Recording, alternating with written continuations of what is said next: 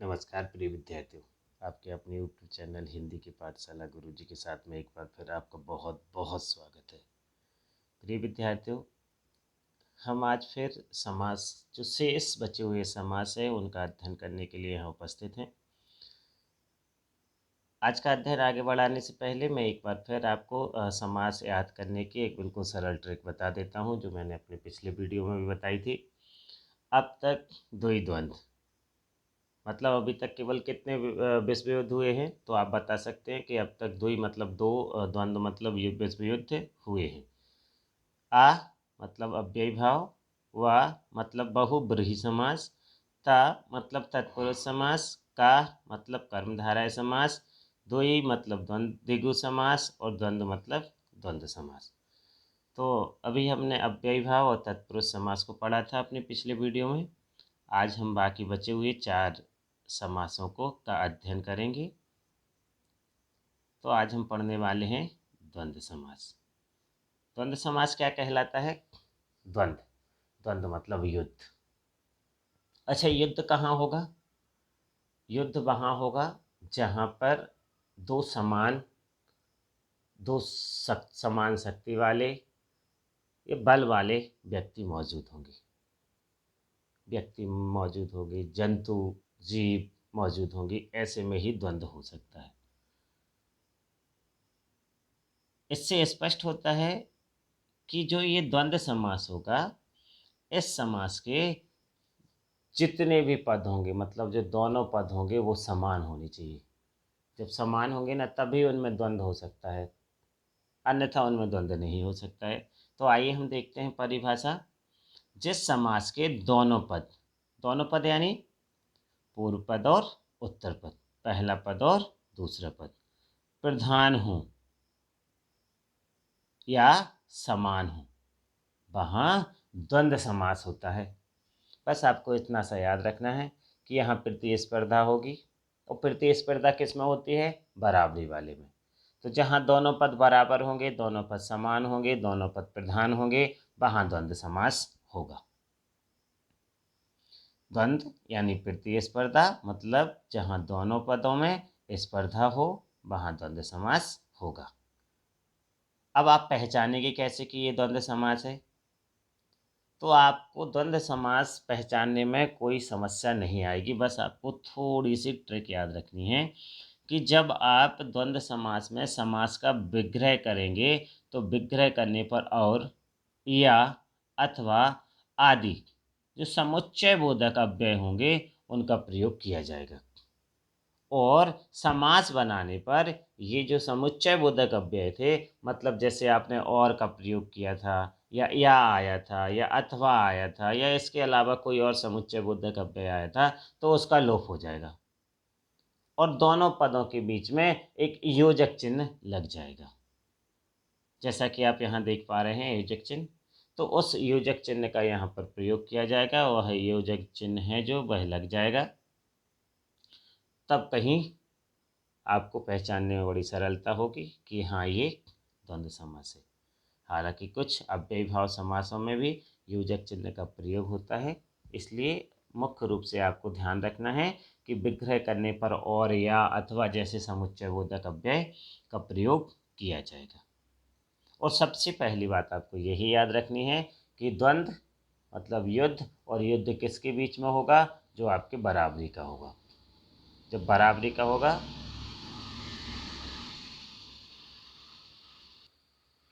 युद्ध किसके बीच में हो सकता है? युद्ध केवल और केवल बराबरी वालों के बीच में ही हो सकता है, समान प्रतिद्वंदी के बीच में ही हो सकता है। तो यहाँ दोनों पद बराबर होने चाहिए, समान होने चाहिए, तभी वहाँ द्वंद्व समास होगा। उदाहरण देखते हैं कैसे। देखिए, यहाँ पर मैंने कुछ उदाहरण दिए हैं जिनसे समझ में आ जाएगा कि कैसे हम यहाँ पर माने कि ये द्वंद्व समास है। एक तरफ मैंने समस्त पद दे रखे हैं, दूसरी तरफ उसका विग्रह किया है। आप ध्यान दीजिएगा कि ये जो दोनों पद हैं, पहला पद और दूसरा पद मतलब पूर्व पद और उत्तर पद, ये समान है या नहीं। सुख दुख, जितना महत्व सुख रखता है उतना ही दुख रखता है, दोनों का एकदम अपने समान महत्व है, मतलब ये दोनों प्रतिद्वंदी हैं। विग्रह कैसे करेंगे आप? आपको कुछ नहीं करना है, सुख और दुख दोनों के बीच में आपको और लगा दिया, सुख दुख बीच में और लगा दिया, क्या हो गया? सुख और दुख। परिभाषा ही कहती है कि आप जब इसका विग्रह करेंगे तो समुच्चय बोधक अव्यय आएंगे। समुच्चय बोधक अव्यय में क्या क्या हो सकता है? और हो सकता है, लेकिन या हो सकता है, और क्या हो सकता है? अथवा हो सकता है, आदि। तो यहाँ देखिए और आ गया। अगला देखिए दाल रोटी, विग्रह करेंगे दाल और रोटी। अब यहाँ पर हम एक शब्द देखते हैं जो दिया है, दूध और दही। चूंकि और लगा हुआ है, आप समझ सकते हैं कि और लगे होने के कारण यहाँ पर क्या होगा? और लगे होने के कारण यहाँ पर द्वंद्व समास होगा। तो अब विग्रह के बाद आपको इसका समस्त पद बनाना है, समास बनाना है, तो कैसे बनेगा? यहाँ से आप और अलग कर दीजिए। जैसा कि हमने परिभाषा में पढ़ा है कि जब आप समस्त पद बनाएंगे तो उसमें से जो समुच्चय बोधक अव्यय है उसका लोप हो जाएगा और योजक चिन्ह आ जाएगा। तो देखिए, जब हमने एक समस्त पद बनाया, एक समास बनाया, तो क्या हुआ? दूध दही, और का लोप हो गया और बीच में योजक चिन्ह का प्रयोग हो गया। अगला उदाहरण देखिए, याप से जैसे आप ना किसी के घर जाते हैं मेहमानी के लिए, मिलने के लिए मित्र के पास, तो वह आपसे को ऑफर करता है, वह आपसे पूछता है कि आप क्या लेंगे? चाय लेंगे या कॉफ़ी लेंगे? चाय लेंगे या कॉफ़ी लेंगे? तो देखिए, हमारे पास एक समास है, चाय कॉफ़ी। अब हम विग्रह क्या करेंगे? चाय या कॉफ़ी। फिर से एक समुच्चय बोधक अव्यय आया, लेकिन समुच्चय बोधक अव्यय यहाँ बदल गया, यहाँ और की जगह पर क्या आया? या। चाय लेंगे या कॉफ़ी लेंगे? आपके पास जहाँ विकल्प मौजूद होते हैं वहाँ पर या का प्रयोग किया जाता है। तो यहाँ आपके पास विकल्प था कि आपको चाय पीनी है या कॉफ़ी पीनी है, तो आपसे पूछा जाएगा कि आप चाय लेंगे या कॉफ़ी लेंगे, तो यहाँ विग्रह करने पर क्या आएगा? या आएगा। अगला है यस अपयस। देखिए, समास आपको दिख रहा है, समास के बीच में आपको योजक चिन्ह दिख रहा है। अब आपको विग्रह करना है, तो किसी का क्या होता है? मान या अपमान होगा, यश होगा या अपयश होगा। जब आप विग्रह करेंगे, जब आप शब्द को सामान्य तौर से बोलने का प्रयास करेंगे, तभी आएगा। यश और अपयश नहीं आएगा, यश या अपयश, मान या सम्मान। तो यहाँ पर जब हमने विग्रह किया तो क्या आया? यश या अपयश। अब एक विग्रह है हमारे पास, थोड़ा या बहुत। आप थोड़ा चावल लेंगे या बहुत चावल लेंगे? ऐसा नहीं बोला जाता है आप थोड़ा चावल लेंगे और बहुत चावल लेंगे। क्या बोला जाएगा? आप थोड़ा चावल लेंगे या बहुत चावल लेंगे? आप थोड़ी देर बैठेंगे या बहुत देर बैठेंगे? तो देखिए, यहाँ पर ऐसा ही एक विग्रह है, थोड़ा या बहुत। अब आपको क्या करना है? इसका समास बनाना है, इसका समस्त पद बनाना है, तो कैसे बनेगा? थोड़ा बहुत, बीच में योजक चिन्ह आ जाएगा और समुच्चय बोधक अव्यय का लोप हो जाएगा। अगला समास, उम्मीद कर सकता हूँ ये समास आप लोगों को स्पष्ट हो गया होगा। अगला समास है द्विगु समास। द्विगु समास को आपको समझने में बड़ी ही सरलता होगी, बस आपको द्विगु समास की एक पहचान याद रख लेनी है। जिस समास का पहला पद या पूर्व पद संख्यावाची हो, मतलब जो पहला पद या पूर्व पद होगा वह संख्या का बोध करा रहा होगा। जहाँ पहला पद आपको संख्या का बोध करा रहा है, उसी को आप क्या कहेंगे? उसी को आप द्विगु समास कहेंगे। देखिए, यहाँ मैंने समझाया है, अर्थात पहला शब्द, पहला पद किसी न किसी संख्या का बोध करा रहा होगा, उसी को आप क्या कहेंगे? उसको द्विगु समास कहेंगे। बिल्कुल, आप आंख बंद कीजिए और उसमें द्विगु समास टिक कर दीजिए। अब यहाँ मैं आपको एक छोटी सी बात याद दिला देता हूँ, आप बिल्कुल निश्चिंत रहिएगा, परेशान नहीं होइएगा, क्योंकि ऐसा कुछ जो समास होते हैं वो हमें ऐसा लगता है कि जो ये कर्मधारय भी हो सकता है, बहुब्रीहि भी हो सकता है, द्विगु भी हो सकता है, ये बहुब्रीहि भी हो सकता है। जैसे त्रिफला, अब आप जब त्रिफला का विग्रह करेंगे तो तीन फलों का समाहार, यदि आप ऐसा करते हैं तो वह द्विगु समास होगा। त्रिफला, 3 फल हैं जिसमें। अब यहाँ जैसे आपने जिसमें लगाया तो उसमें क्या आ जाएगा, उसमें आ जाएगा आपका बहुब्रीहि समास। प्रिय विद्यार्थियों, लेकिन आप ध्यान रखिएगा, एक साथ आपके पास विकल्प में कोई एक ही समास आएगा, या तो द्विगु आएगा या बहुब्रीहि आएगा, या तो द्विगु आएगा या कर्मधारय आएगा, यदि संख्यावाची है तो।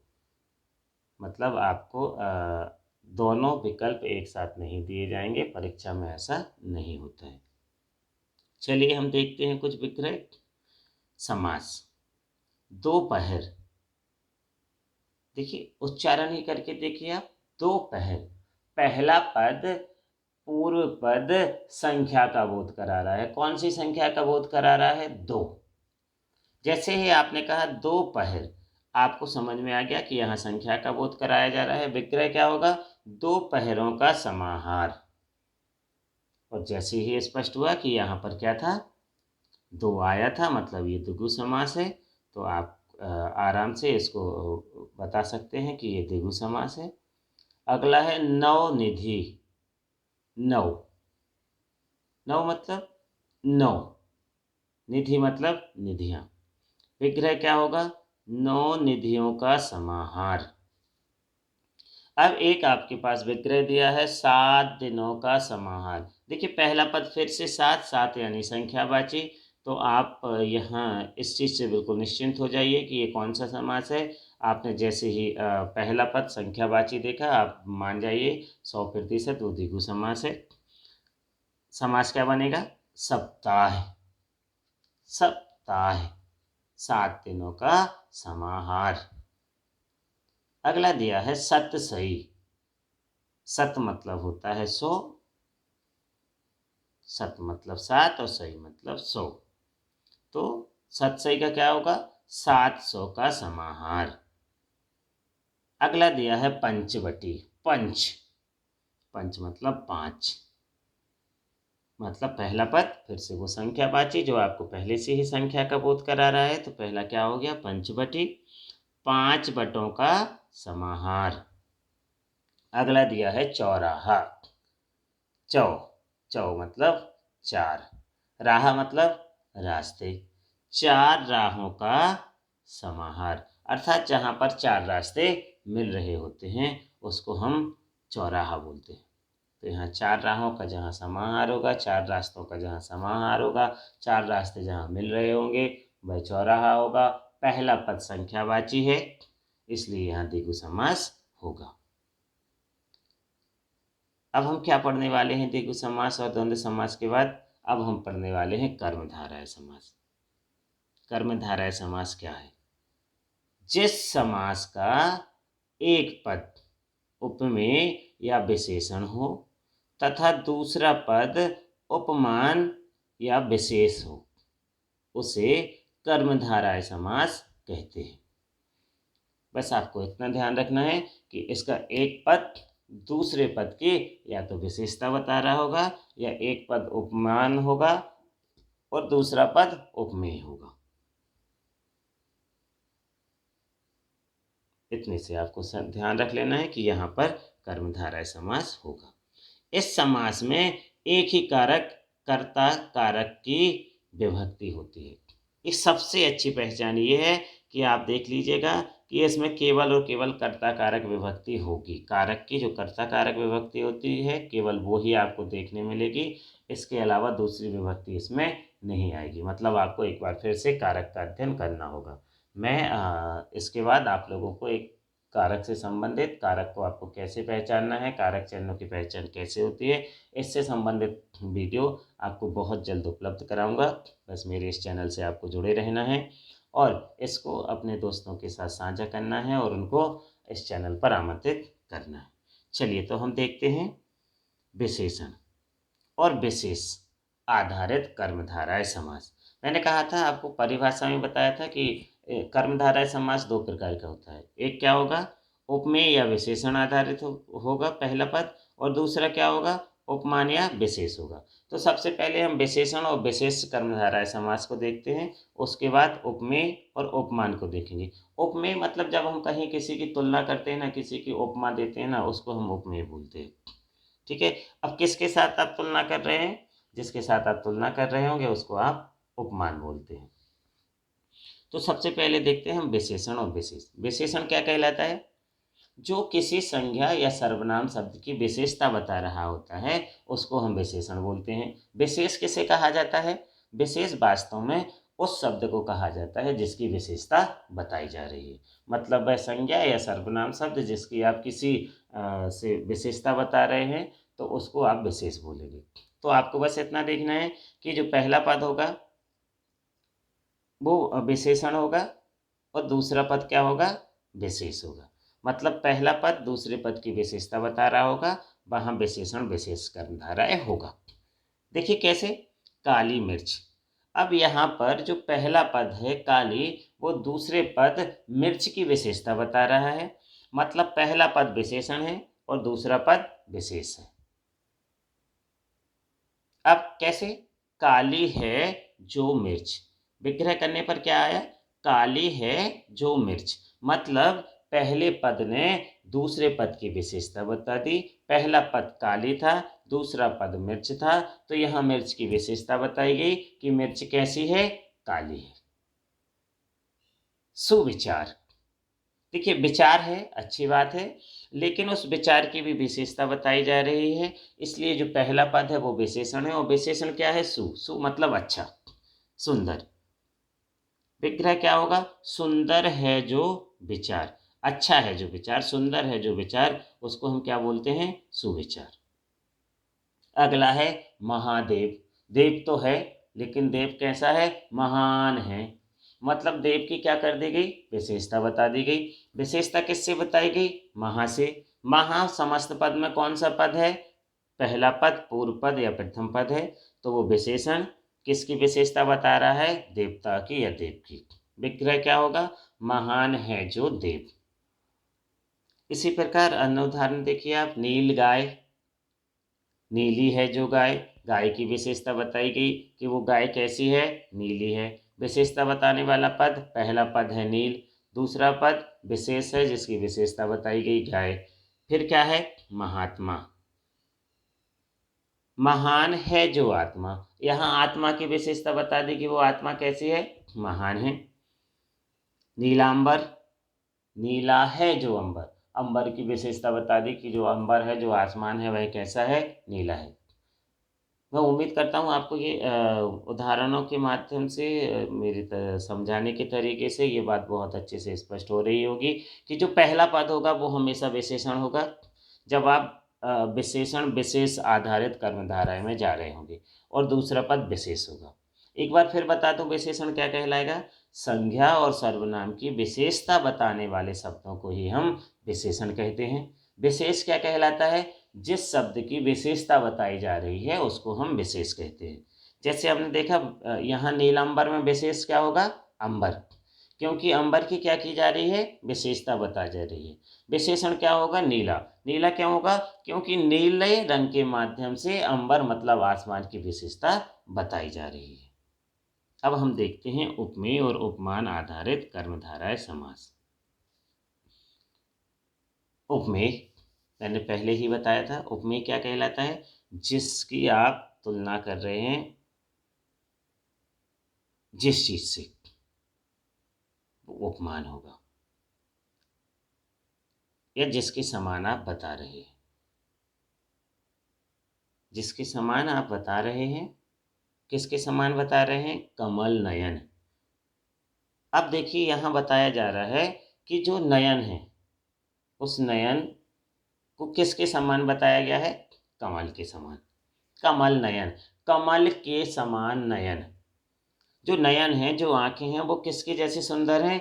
कमल के जैसे सुंदर है, कमल के समान सुंदर हैं। वो जो नयन है वो कमल के समान है। आपने उपमा दे दी। उपमा किससे दी आपने? कमल से। किसकी उपमा दी? नयन की। अगला क्या है? प्राण प्रिय, प्राण के समान प्रिय। देखिए अब आपने फिर उपमा दी, समानता दिखाई कि वो प्रिय तो है, लेकिन किसके समान प्रिय है? प्राणों के समान प्रिय है, इसीलिए वह प्राण प्रिय है। कनक लता, लता है लेकिन किसके समान है वो लता? कनक के समान। मतलब पहला पद उपमेय है, जिससे आप दूसरे शब्द की क्या कर रहे हैं? तुलना कर रहे हैं, उपमान कर रहे हैं। क्रोधाग्नि, कौन सी अग्नि? क्रोधाग्नि, मतलब क्रोध रूपी अग्नि। जो क्रोध है वो किसके समान है? क्रोध जो है वो अग्नि के समान है, इसलिए वहां क्रोधाग्नि हो गया। घनश्याम, घन मतलब बादल, श्याम मतलब काला, किसके समान काला? घन श्याम, बादल के समान काला या घन के समान श्याम।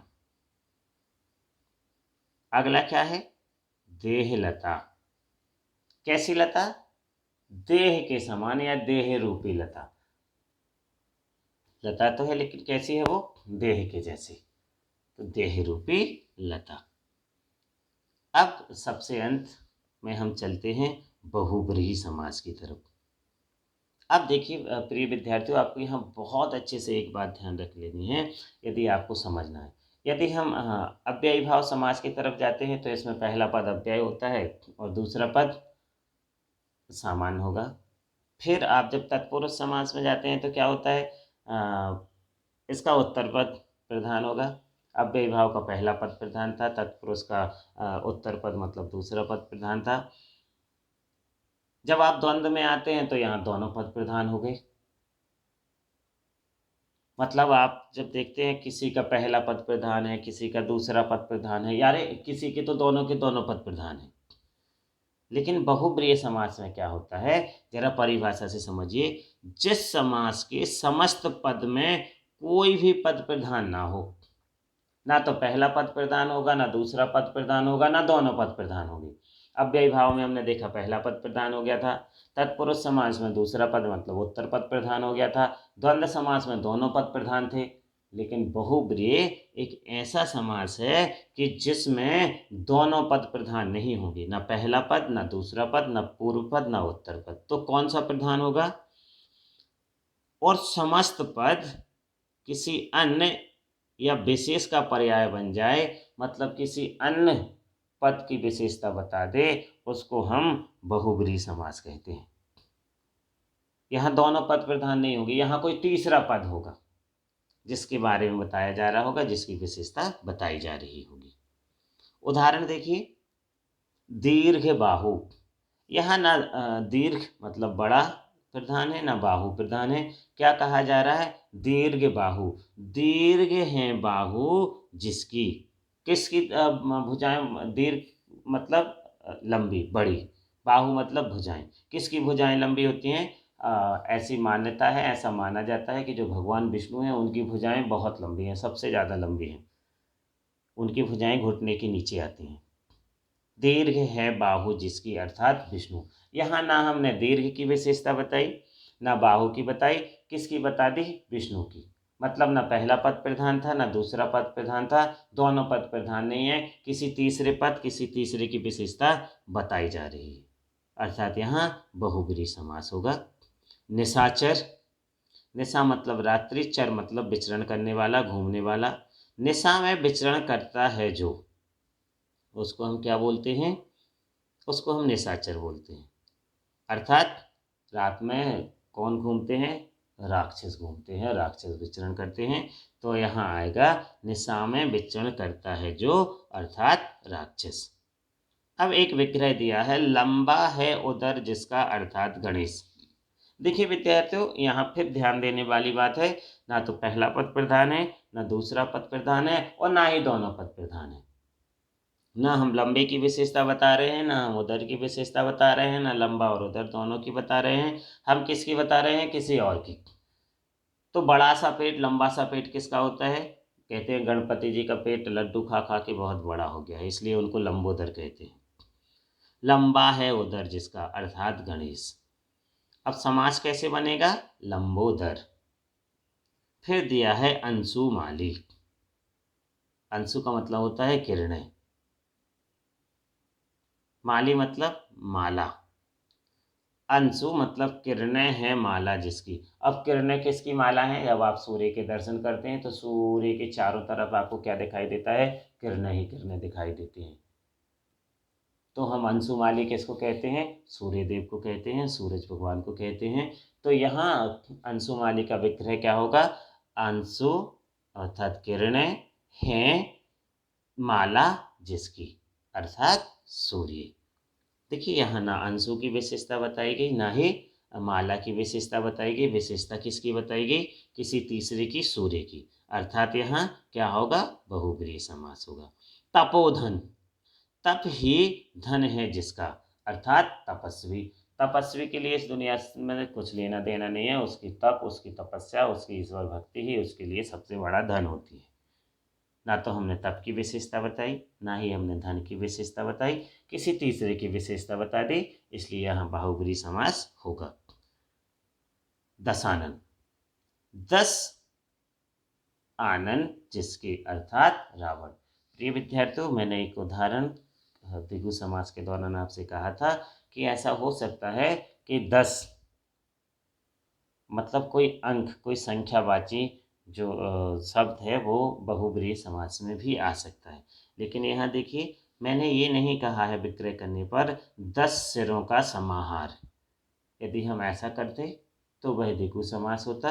क्योंकि यहाँ क्या दिया है? 10 हैं आनंद जिसके। किसके थे 10 आनंद? 10 सिर किसके होते हैं? हाँ, बिल्कुल सही आप लोगों ने पकड़ा, रावण। 10 सिर, 10 सिरों वाला रावण। तो यहाँ 10 आनन, आनन मतलब मुंह, जिसके 10 सिर, जिसके 10 मुंह हैं, वह कौन था? रावण। तो यहाँ हमने किसके बारे में बताया है? रावण के बारे में बताया है। प्रिय विद्यार्थियों, फिर से ध्यान रखिएगा, ऐसे प्रश्न में आपको केवल एक ही विकल्प मिलेगा, या तो द्विगु मिलेगा या बहुब्रीहि मिलेगा। दोनों विकल्प एक साथ नहीं पूछे जाते हैं। मैं कोशिश करूंगा कि मैं बहुत जल्द एक और वीडियो अपनी तरफ से बनाकर आप लोगों को डालूंगा समाज से संबंधित, जिसमें विभिन्न समासों के बीच आपको अंतर की पहचान आसानी से हो सकेगी। और वैसे सामान्य तौर पर आज हमारे समाज का टॉपिक समाप्त होता है। उम्मीद करता हूँ ये वीडियो आपको बहुत काम आएगा, बहुत ही कारगर सिद्ध होगा। अपने इस चैनल से जुड़े रहिए, इस वीडियो को अधिक से अधिक लाइक कीजिए, शेयर कीजिए और अपने दोस्तों को इस पर आमंत्रित कीजिए। प्रिय विद्यार्थियों, मुझे अपनी राय कमेंट बॉक्स में ज़रूर दीजिएगा। आप समाज को और किस प्रकार से समझना चाहते हैं और किस स्तर से पढ़ना चाहते हैं, ये भी मुझे इसी वीडियो में लिख कर दीजिए। मैं आप लोगों की समस्याओं को हल करने का पूरा प्रयास करूँगा। मेरे अपने इस चैनल से जुड़े रहने के लिए आप सभी का धन्यवाद।